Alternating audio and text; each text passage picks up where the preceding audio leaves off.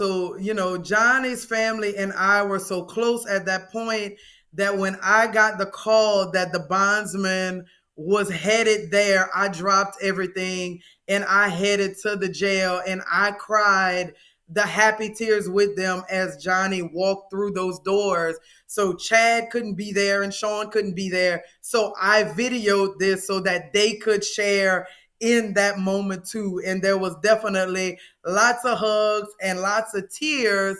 But for us as defense attorneys, the fight wasn't over.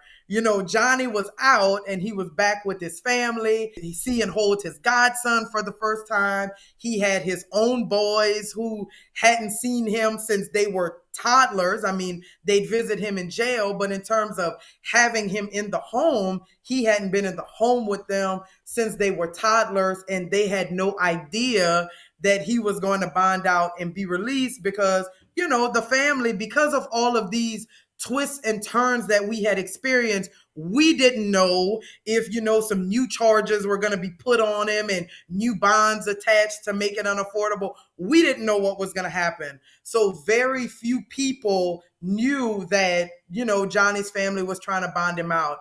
So then it was a big surprise to his kids when, he's at the house and they walk through and they see him.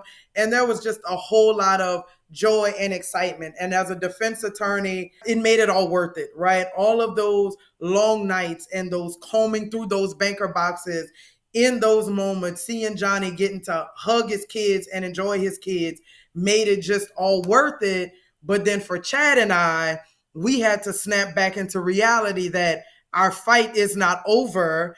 And if we let our guard down right now, there's a strong possibility that in trial number 4, Johnny could be convicted again and possibly snatched away from his family and sent back to jail. So the pressure was even greater this time, to keep Johnny out. It's like we'd worked so hard to get to this point, and there is still that possibility that he could be sent back to jail.